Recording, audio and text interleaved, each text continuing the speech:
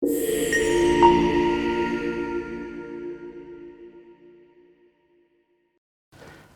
ons is vandag by die laaste gedeelte oor ons gebedsbeginsels.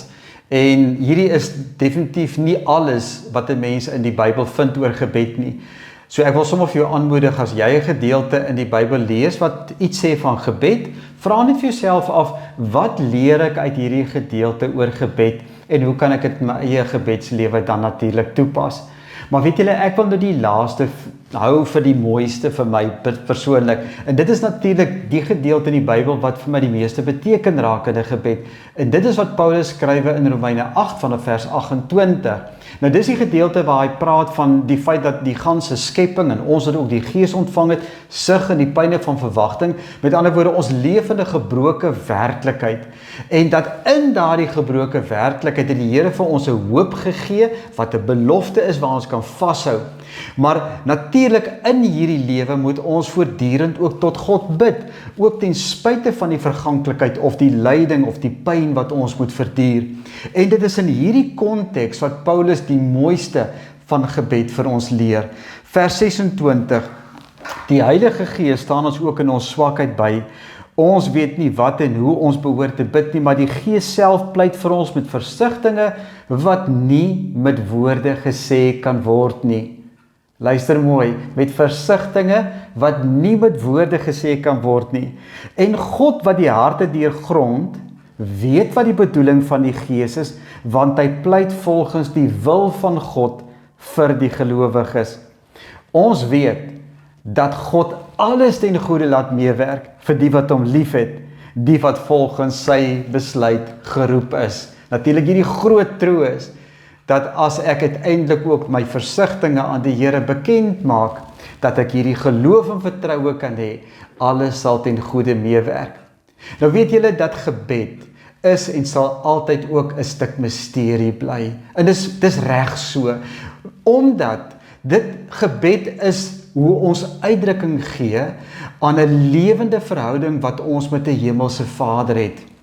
En daarom gaan ons nie, en is dit ook nie bedoel dat ons alles rakende gebed verstaan nie. Ons weet nou, dit moet opreg wees. Ons weet nou, dat dit is nie om ander mense te beïndruk nie. Ons weet nou, dit gaan nie oor baie woorde nie, of min woorde nie. Ons weet, dit gaan daaroor dat jy en ek in daardie tyd wat ons saam met die Here is, dat ons uiteindelik ook deur sy Gees gevorm word, dat ons kan groei. Maar nou, waarom is hierdie gedeelte so belangrik? Daar kom in baie van ons lewens daardie oomblikke wat ons nie weet hoe om in woorde te bid nie.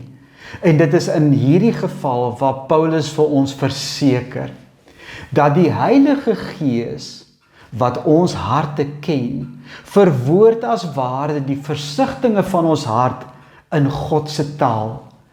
Hy pleit, soos Paulus vir ons, volgens die wil van God.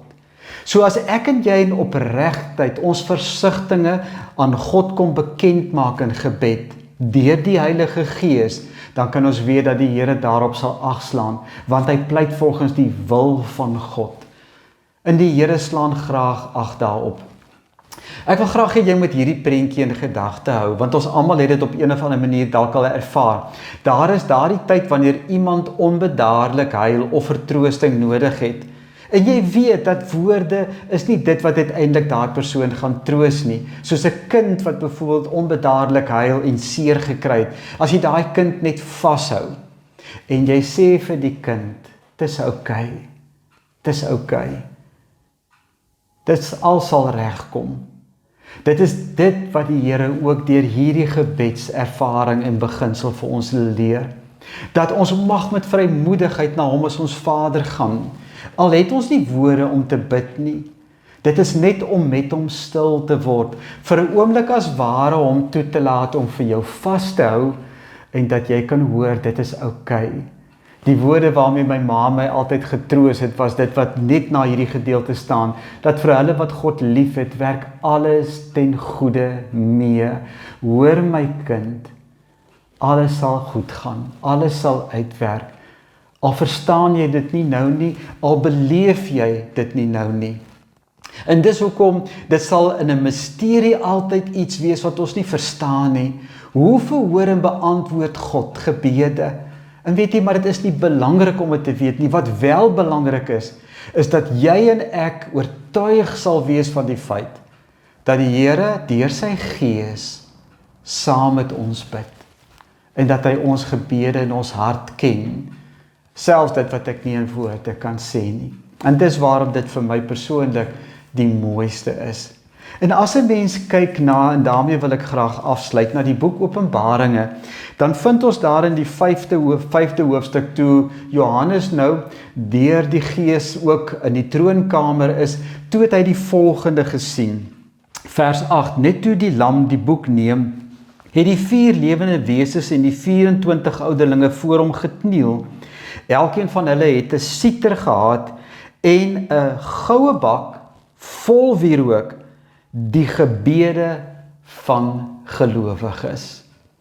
In die troonkamer van God is jou en my gebede, selfs hierdie gebede wat net die versigtinge van God se Gees is namens ons, is in 'n goue bak die wierook. Dis maar simboliese taal om vir ons te sê, vir die Here is dit 'n aangename geur.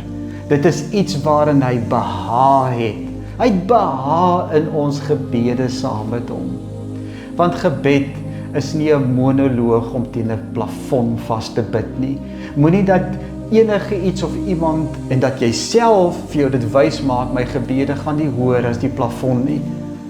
Jou gebede eindig in die troonkamer waar God self is.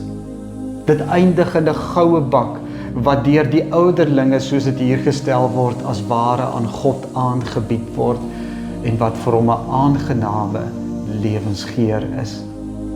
Nou, ek hoop en vertrou dat jy in die woord, soos wat jy verder gaan lees, nog baie beginsels gaan ontdek en vir jouself toeëien, maar tot ons in elk geval weer gesels, vir jou alles wat mooi is, totsiens.